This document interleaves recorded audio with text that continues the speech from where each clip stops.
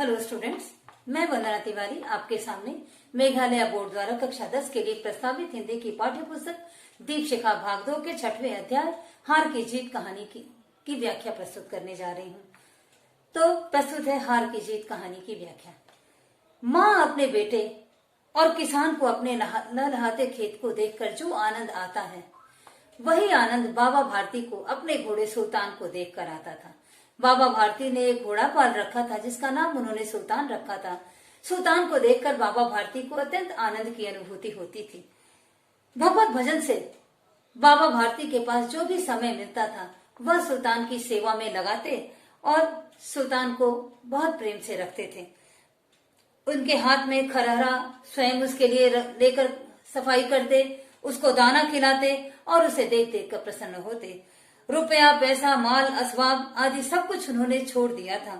उन्होंने नगर के जीवन से घृणा करके गांव के बाहर एक मंदिर में रहना भी स्वीकार कर लिया था और जो भगवत भजन से समय मिलता वह समय वह सुल्तान को प्रेम से साफ करने, सफाई करने, दाना खिलाने, उसकी देखभाल करने में बिता देते थे। और कभी कभी मन में चिंता करते तो कि मैं तो सुल्तान के बिना रह ही नहीं सकता हूँ, ऐसी भी चिंता होती थी। उन्हें ऐसी भ्रांति भी हो गई थी कि वो सुल्तान के बिना नहीं रह सकते हैं। उनकी चाल पर रट्टू थे। उन्हें ऐसा लगता था मानो मोर घटा देखकर नाच रहा हो। सुल्तान की चाल देखकर उन्हें मोर के घटा देखकर नाचने का दृश्य उनके सामने जीवंत हो उठता था। संध्या के समय सुल्तान पर बैठकर जब तक 8-10 मील का चक्कर नहीं लगा लेते तब तक उन्हें संतोष नहीं होता। इसी तरह एक दिन उनके इलाके का एक प्रसिद्ध डाकू था खड़ग सिंह। उसने सुल्तान घोड़े की चर्चा सुनी, क्योंकि सुल्तान की सुंदरता की चर्चा पूरे गांव-गांव में दूर दूर तक उसकी प्रसिद्धि फैल चुकी थी। डाकू खड़ग सिंह को जब इस बात का पता चला कितना सुंदर घोड़ा बाबा खड़ग सिंह के पास है, तो वह देखने के लिए अधीर हो उठा और एक दिन वह बाबा भारती के आश्रम में आ पहुंचता है। बाबा भारती ने पूछा, खड़ग सिंह क्या हाल है? खड़ग सिंह ने सिर झुकाकर उत्तर दिया, आपकी दया है। इधर कैसे आ गया? बाबा भारती ने खड़ग सिंह से पूछा तो सुल्तान की चाह खींच लाई, ऐसा खड़ग सिंह ने उत्तर दिया। बड़ा विचित्र जानवर है, देखोगे तो प्रसन्न हो जाओगे, ऐसा बाबा भारती कहते हैं। खड़ग सिंह ने कहा कि मैंने भी उसकी बड़ी प्रशंसा सुनी है। बाबा भारती कहते हैं कि उसकी चाल तुम्हारा मन मोह लेगी, जिस तरह वह चलता है तुम देखकर लट्टू हो जाओगे, तुम्हारा मन मुग्ध हो जाएगा। कहते हैं देखने में भी बड़ा सुंदर है, ऐसा खड़ग सिंह ने कहा। चाल तो सुंदर है, मैंने सुना है कि देखने में भी बहुत बड़ा सुंदर है। खड़ग सिंह ने ऐसा कहा तो बाबा भारती ने कहा कि कहना क्या है, चलो देख लो, तुम्हारे हृदय पर उसकी छवि अंकित हो जाएगी। खड़ग सिंह कहता है कि बहुत दिनों से अभिलाषा थी, आज उपस्थित हो सका हूं। बाबा भारती और खड़ग सिंह अस्तबल में पहुंचते हैं। वहां सुल्तान को देखकर बाबा भारती के घोड़े को देखकर खड़ग सिंह लट्टू हो जाता है। बाबा भारती ने घोड़ा दिखाया घमंड से और खड़ग सिंह ने घोड़ा दिखाया आश्चर्य से। खड़ग सिंह ने घोड़ा देखा आश्चर्य से। जब खड़ग सिंह ने घोड़े को देखा उसके मन में यह बात आई, ऐसा बाका घोड़ा, ऐसा सुंदर छबीला घोड़ा ऐसे बाबा के पास किस काम का? ऐसा घोड़ा तो मेरे पास रहना चाहिए। खड़ग सिंह के मन में इस प्रकार की लालच की भावना आ जाती है, क्योंकि जब चुपचाप वह आश्चर्य से देख रहा था तो उसके हृदय में घोड़े के रूप रंग को देखकर खड़ग सिंह के हृदय में हलचल होने लगी और वह यह चाहता था कि काश यह घोड़ा उनके पास होता। बालकों की सी अधीरता में बोला, बाबा जी घोड़ा तो मैंने देख लिया, आपने चाल की बात कही है, अगर चाल न देखी तो क्या देखा? अर्थात मैंने घोड़े की सुंदरता सुनी थी, आपने चाल की बात कही तो मुझे चाल भी दिखा दीजिए। ऐसा कहकर उन्होंने चाल देखने की इच्छा जाहिर की। बाबा जी मनुष्य थे, अपने वस्तु की प्रशंसा सुनकर उनके मन में भी घोड़े की चाल दिखाने की इच्छा हो गई और अपने सामान की प्रशंसा दूसरे के मुख से सुनने पर बाबा भारती भी घोड़े की चाल दिखाने के लिए घोड़ा लेकर बाहर निकले। घोड़े को जैसे ही बाबा भारती ने दिखाया, घोड़ा बड़े वेग से उड़ पड़ा, चल पड़ा। उसकी चाल देखकर खड़ग सिंह के हृदय पर सांप लौट गया। वह डाकू था। खड़ग सिंह को घोड़ा देखकर लालच आ गया और वह घोड़े की चाल को देखकर वह लट्टू हो जाता है। बाबा जी मनुष्य थे, उन्हें भी अपनी वस्तु की प्रशंसा सुनकर मन में अत्यंत अच्छा लगा। जैसे ही घोड़ा वायु वेग से उड़ने लगा, खड़ग सिंह के हृदय पर सांप लौट गया। उसने सोचा कि ऐसी वस्तु तो उसके पास होनी चाहिए, और उसके पास बाहुबल था, उसके आदमी भी थे। उन्होंने कहा कि बाबा जी, मैं यह घोड़ा आपके पास रहने नहीं दूंगा। ऐसा कहकर खड़ग सिंह चला जाता है।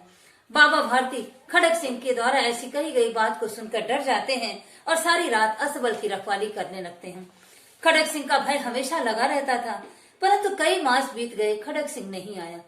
जब खड़ग सिंह नहीं आया, काफी समय बीत गया, तो बाबा जी आराम से आश्वस्त हो गए कि अब शायद नहीं आएगा। उनके दिमाग से घोड़े के चोरी होने का, घोड़े के खड़ग सिंह के द्वारा ले लिए जाने का भय मन से निकलने लगा, और खड़ग सिंह की कही हुई बात उनको स्वप्न के समान मिथ्या लगने लगी। संध्या का समय था। बाबा जी सुल्तान की पीठ पर बैठकर घूमने जा रहे थे। इस समय उनकी आंखों पे चमक थी और मुख पर प्रसन्नता थी, क्योंकि वह सुल्तान पर चढ़कर बड़े आराम से, बड़े घमंड के साथ चले जा रहे थे। तभी घोड़े के शरीर को देखते और कभी उसका रंग देखकर फूले नहीं समाते थे। एक ओर से सहसा आवाज आई, अरे ओ बाबा, इस कंगले की सुनते जाना। जैसे ही यह आवाज आई, आवाज में करुणा थी। बाबा ने उस आवाज की तरफ देखा। उन्होंने देखा कि एक अपाहिज व्यक्ति वृक्ष की छाया में बैठा कराह रहा था। उसने कहा, बाबा जी ने उनसे पूछा, बोले क्या कष्ट है? अपाहिज ने हाथ जोड़कर बोला, बाबा जी, मैं दुखिया हूँ, मुझ पर दया कीजिए। रामोवाला यहाँ से 3 मील दूर है, मुझे वहाँ जाना है, कृपया घोड़े पर चढ़ा लें, परमात्मा आपका भला करेगा। इन्होंने, बाबा भारती ने उससे पूछा, वहाँ आपका कौन है? वह अपाहिज व्यक्ति बोला, दुर्गा दत्त नाम का मेरा एक भाई है, जो सौतेला भाई है, वह वहाँ रहता है, मुझे उसके पास जाना है। बाबा भारती घोड़े से उतरे और अपाहिज को घोड़े पर बैठा लिया और स्वयं उसकी लगाम पकड़कर धीरे धीरे चलने लगे। बाबा ने थोड़ी ही दूर बाबा चले थे कि अचानक उन्हें एक झटका सा लगा और उनके हाथ से लगाम छूट गई। उनके आश्चर्य का ठिकाना नहीं रहा जब उन्होंने देखा कि जो अपाहिज उनकी पीठ पर, घोड़े की पीठ पर बेचारे जैसा बैठा हुआ था, वह अचानक घोड़े की पीठ पर तनकर बैठ जाता है और घोड़े को दौड़ाए लिए जाता है। उन्होंने जब देखा, उनके मुख से विस्मय, निराशा और भय से मिश्रित चीख निकल पड़ी और बाबा जी एकदम ठगे से रह गए। बाबा भारती कुछ देर चुप रहे। थोड़ी देर बाद संभल कर उन्होंने कहा, जरा ठहर जाओ। खड़ग सिंह यह आवाज सुनकर कहा, बाबा जी, यह घोड़ा अब मैं आपको नहीं दूंगा। और बाबा ने कहा कि मेरी एक बात सुनते जाओ, मैं तुमसे घोड़ा नहीं मांगूंगा। खड़ग सिंह ठहर गया। बाबा भारती जाकर उसकी आंखों में देखे, घोड़े की आंखों में देखे, जैसा बकरा कसाई को देखता है, उसी प्रकार बाबा ने घोड़े को देखा और कहा, अब यह घोड़ा तुम्हारा है, मैं तुमसे इस घोड़े को लौटाने के लिए नहीं कहूंगा। लेकिन खड़ग सिंह, एक निवेदन करता हूँ, मेरी एक आज्ञा है या निवेदन है, उसको अस्वीकार मत करना। खड़ग सिंह ने पूछा, बोलिए, आज्ञा कीजिए, मैं आपका दास हूँ, केवल यह घोड़ा आपको नहीं दूंगा। खड़ग सिंह के सामने बाबा ने कहा कि मैं आपसे एक ही बात कहूंगा कि इस विषय में आप किसी को कुछ भी ना कहें। अर्थात घोड़े को आपने किस तरह मुझसे चुराया है, किस तरह मुझसे ठगा है, इसके बारे में आप किसी से कुछ भी नहीं कहेंगे। मेरी यह प्रार्थना है कि यह घटना किसी के सामने नहीं कहेंगे। जैसे ही खड़ग सिंह के सामने बाबा ने यह बात कही, खड़ग सिंह का मुख आश्चर्य से खुला रह गया। उसका विचार यह था कि बाबा जी घोड़े को मांगेंगे, घोड़े के लिए निवेदन करेंगे। इसके विपरीत बाबा ने कहा कि वह घोड़े की बात, घोड़े की घटना किसी के सामने न सुनाए। इससे क्या प्रयोजन सिद्ध हो सकता है? खड़ग सिंह के मन में तरह तरह के विचार आने लगे कि बाबा ने खड़ग सिंह यानी मुझे ऐसा क्यों कहा। बाबा भारती के ऊपर उन्होंने आंखें गड़ा दी और पूछा कि बाबा जी, आपको किस बात का भय है जो आप यह कहते हैं कि यह बात किसी को न बताऊं। यह सुनकर बाबा ने यह कहा कि यदि लोगों को इस घटना का पता चल जाएगा तो लोग दीन दुखी पर विश्वास नहीं करेंगे। कहते कहते बाबा ने सुल्तान की ओर से नजरें फेर ली और कहा कि यह घटना अगर किसी और को पता लग जाएगी तो आइंदा से कोई भी दीन दुखी के ऊपर कभी विश्वास नहीं करेगा। और इस तरह उन्होंने मुख मोड़ा जैसे कभी सुल्तान से उनका कोई संबंध ही नहीं रहा हो।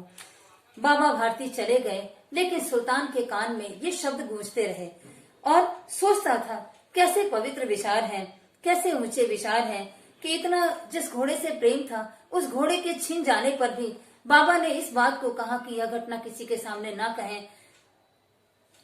जिस घोड़े को देखकर उनका मुख फूल के समान खिल जाता था, उस घोड़े को छिन जाने पर उन्हें जरा भी दुख नहीं है, बल्कि उल्टा ये कहते हैं कि यह घटना किसी के सामने न बताना, क्योंकि लोगों के मन में दीन दुखी के प्रति दया की भावना समाप्त हो जाएगी। ऐसा कहते हुए खड़क सिंह घोड़ा लेकर चला गया। भजन भक्ति की रखवाली करते रहते थे और मनुष्य नहीं है तो देवता है, जिसकी देखभाल वो जीवन भर भगवान के भजन की बात करते रहते थे। उसके छिन जाने पर भी इनके मन में निर्विकार भाव से उन्होंने जो कहा है, इसके पीछे कितना बड़ा उदार हृदय है। ये मनुष्य नहीं देवता है। ऐसा सोचते सोचते खड़क सिंह चला जा रहा है। रात्रि के भयंकर अंधकार में खड़क सिंह बाबा भारती के मंदिर में पहुंचा। चारों ओर सन्नाटा था। आकाश में तारे टिमटिमा रहे थे। गांव से दूर पर कुत्ते भौंक रहे थे। मंदिर के अंदर कोई शब्द सुनाई भी नहीं दे रहा था। खड़क सिंह सुल्तान की बाग पकड़े हुए धीरे धीरे अस्तबल के फाटक पर पहुंचता है। फाटक खुला पड़ा था। किसी समय वहां बाबा भारती लाठी लेकर पहरा दिया करते थे, किंतु आज उन्हें किसी चोरी, किसी डाके, किसी चीज का कोई भय नहीं है। तो बाबा भारती भी निश्चिंत भाव से सोए पड़े हैं। खड़क सिंह ने आगे बढ़कर सुल्तान को उसके स्थान पर बांध दिया और बाहर निकलकर फाटक को बंद कर दिया। अस्तबल के फाटक को थोड़ा बंद कर दिया। उस समय खड़क सिंह की आंखों में नेकी के आंसू थे। रात्रि का तीसरा पहर बीत चुका था। चौथा पहर आरंभ होते ही बाबा भारती ने अपनी कुटिया से बाहर निकलकर ठंडे जल से स्नान किया और उसके पश्चात ऐसा प्रतीत होता था मानो कोई स्वप्न उनकी आंखों के सामने चल रहा है। उनके पांव अचानक से अस्तबल की ओर बढ़ने लगते हैं। फिर उन्हें ध्यान आया कि अरे सुल्तान तो है ही नहीं, फिर अस्तबल में वो किसके लिए जा रहे हैं। उन्हें अपनी भूल का पछतावा हुआ कि वह क्यों अस्तबल की ओर जा रहे हैं। आंखों में घोर निराशा, हृदय में, मन में घोर निराशा लिए वह अस्तबल से वापस लौट आ रहे थे। फिर वहीं रुके। घोड़े ने अपने स्वामी के पांवों की पदचाप सुन ली थी और वह अंदर से हिनहिनाने लगा था। बाबा भारती आश्चर्य और प्रसन्नता हृदय में लिए हुए अंदर घुसे और बड़े प्यार से घोड़े से लिपटकर इस प्रकार रोने लगे मानो कोई पिता बहुत दिन से बिछुड़े हुए पुत्र को गले लगाकर रो रहा है। उसके पीठ पर हाथ फेरते हुए बार बार उसके मुंह पर वो थपकियां देते और फिर संतोष से बोले, अब कोई दीन दुखी की सहायता से मुंह नहीं मोड़ेगा। ऐसा कहकर बाबा भारती ने घोड़े को बड़े प्रेम से गले लगाया और सुदर्शन जी द्वारा रचित यह कहानी यहीं समाप्त होती है। धन्यवाद।